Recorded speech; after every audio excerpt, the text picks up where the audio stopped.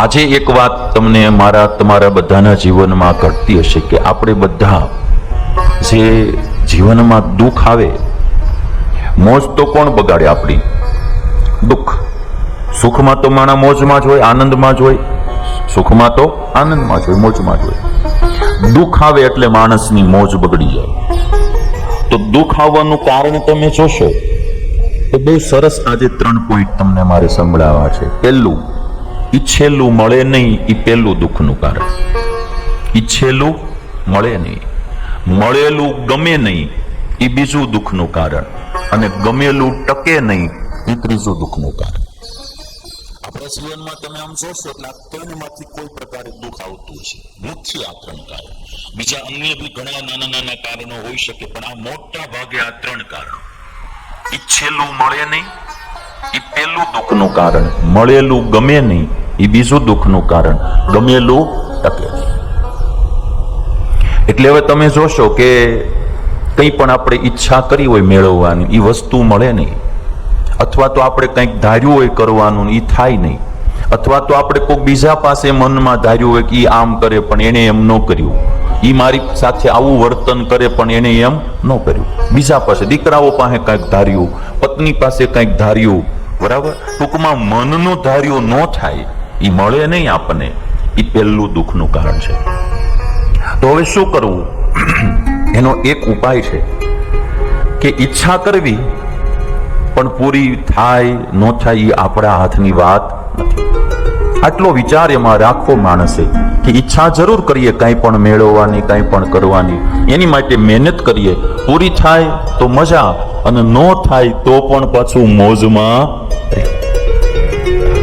એટલો વિચાર કરો કે અહીંયા બધી ઈચ્છા તો રામની પણ પૂરી નથી થઈ, તો મારી ક્યાંથી થાય? રામને ગાદીએ બેસવાનું હતું, વનમાં જવું પડ્યું. બધું ધાર્યું તો અહીંયા કૃષ્ણનું બી નથી થયું, સ્વામિનારાયણ ભગવાનનું પણ નથી થયું. આ દુનિયામાં એ ભગવાનોએ પણ આવીને આપણને શીખવાડ્યું કે આ જગતમાં બધું આપણું ધાર્યું થતું નથી. તો આટલો વિચાર આપણે જો માણસ રાખે તો માણસ મોજમાં રહી શકે, એને દુઃખ ન આવે. કારણ કે બધી ઈચ્છાઓ બધાની પૂરી થતી નથી. કોકે બહુ સરસ કીધું છે કે જો ચાહા કભી પાયા નહીં, જો ચાહા કભી પાયા નહીં, ઓર જો પાયા वो कभी सोचा नहीं. જે ઈચ્છું તું એ મળ્યું નહીં માળું, અને જે મળ્યું એ કોઈ દી વિચાર્યું જ નહોતું કે આ મળે મને, અને માળું મળી ગયું. અણધારી દુનિયા છે આખી ભાઈ. જે ઈચ્છું તું એ મળ્યું નહીં, અને જે મળ્યું એ કોઈ દી ઈચ્છું પણ નહોતું. જો ચાહા કભી પાયા નહીં, જો પાયા કભી સોચા નહીં, जो सोचा कभी मिला नहीं, और मिला वो रास आया नहीं.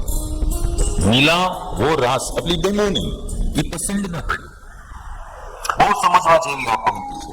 सोचा कभी पाया नहीं, जो पाया कभी सोचा नहीं, जो सोचा कभी मिला नहीं, जो मिला वो रास आया नहीं. जो खोया वो याद आता है, और जो पाया वो संभाला जाता नहीं. जो खोया वो याद आता है, જે જતું રહ્યું આપણી પાસેથી એની યાદ આવ્યા કરે છે, અને જો પાયા વો સંભાળા જાતા નહીં, એ આપણાથી સંભાળાતું નથી. આ દુઃખના કારણો છે બધા. જિંદગીમાં હવના જીવનમાં ડોક્યું કરજો એટલે આ બધું દેખાય. લ્યો, આ દુઃખના કારણો દેખાશે. મારે આજ મૂળ તો વૈરાગની તમને વાત કરવી છે કે આ બધા દુઃખમાંથી બહાર નીકળવા શું કરવું, પણ આ મૂળ મુદ્દો પેલા દુઃખનો બતાવી દઉં કે આવી રીતે આપણે દુઃખ આવતા હોય છે. પહેલું તો ઈચ્છેલું મળે નહીં, અને એમાં મેં કહ્યું એમ એટલી સમજણ મારે તમારે કેળવવી જ પડે. ઈચ્છવું, મેળવવા મહેનત કરવી, ન મળે તો એટલો વિચાર કરો કે આ દુનિયામાં મોટાની ઈચ્છાઓ પૂરી નથી થઈ, તો આપણે કયા વાડીના મૂળા? ઈચ્છા પૂરી થાય તોય ભલે, ન થાય તોય ભલે. ન કરવી એમ નહીં, ઈચ્છા કરો, મેળવવા મહેનત કરો, પૂરી થઈ તો ભલે, ન થઈ તો કાંઈ નહીં. આવું જો સમજણ થોડી કેળવીએ તો મોજ બગડે નહીં. સવારે કઈ જાવું પત્નીને કે ભાઈ આજે છે ને તમે સરસ મજાના કઈક આમ પાણીપુરી કે ભજીયા બનાવજો, એમ કઈ જવાનું.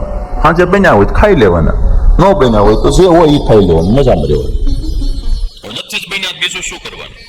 કાલે બનાવશે, બરાબર? અમુક વસ્તુનો વિચાર તો આપણે રાખવો જ પડે. થઈ જાય તો ઠીક, ન થાય તો પછી કઈ નહીં. અહીંયા ઘણા ઘણાની ઈચ્છાઓ પૂરી નથી થતી, ભલાની ભાઈ. એટલે આ વાત મારે તમારે એક સમજી રાખવી. બીજું, મળેલું ગમે નહીં, આ મોટું દુઃખનું કારણ. મળેલું ગમે નહીં, ગમતું હોય તે મળતું નથી. બહુ ધ્યાનથી સાંભળજો. ગમતું હોય તે મળતું નથી, મળે છે તે ગમતું નથી. ગમતું હોય તે મળતું નથી, મળે છે તે ગમતું નથી. આવે ત્રણ એકા ત્યારે સામે કોઈ રમતું નથી.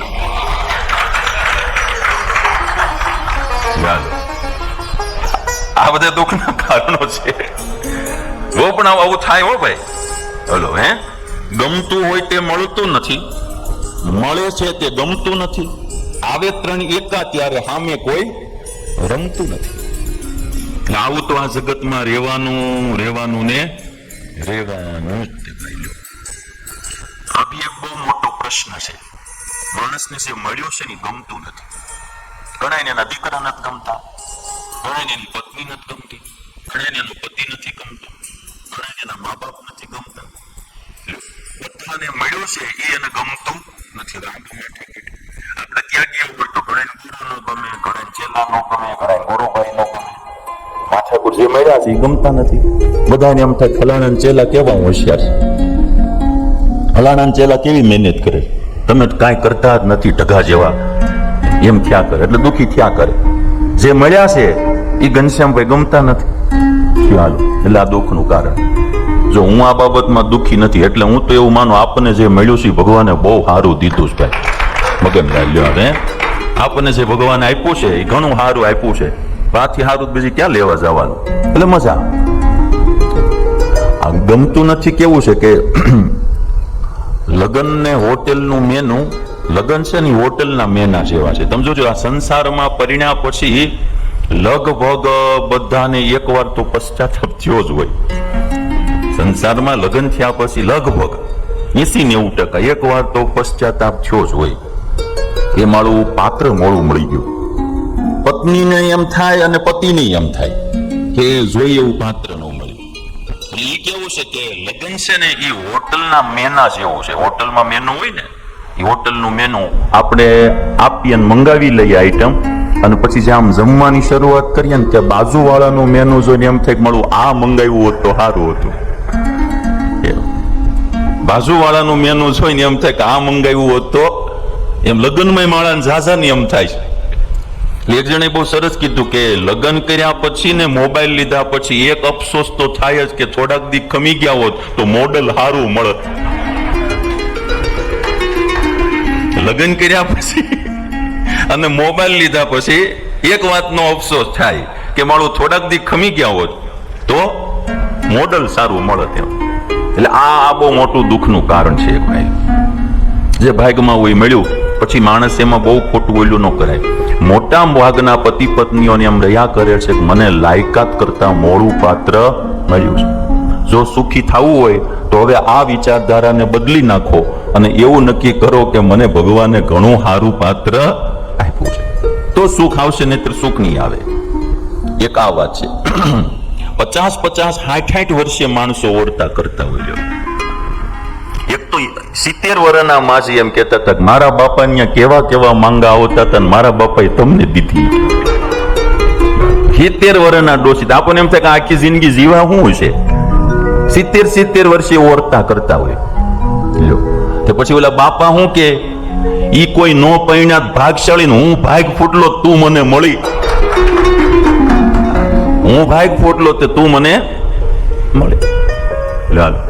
એટલે આમાં પછી મળેલું ગમે નહીં ને એટલે માણાને, અને આ બધું સંસારમાં તો ભાઈ એવું છે આખું. એટલે આમાં બહુ વિચારણીય પોઈન્ટ આ બધા છે. કોઈ એક બહુ સરસ વાત કીધી, मैं खुश हूं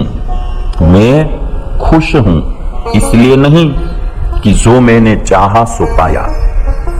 मैं खुश हूं इसलिए नहीं कि जो मैंने चाहा वो पाया, किंतु जो पाया वो चाहा, जो पाया वो ચાહા. હું ખુશ છું એટલા માટે નહીં કે જે મેં ઈચ્છું એ મને મળ્યું, પણ જે મને મળ્યું એ મને ગમ્યું એટલે હું ખુશ છું.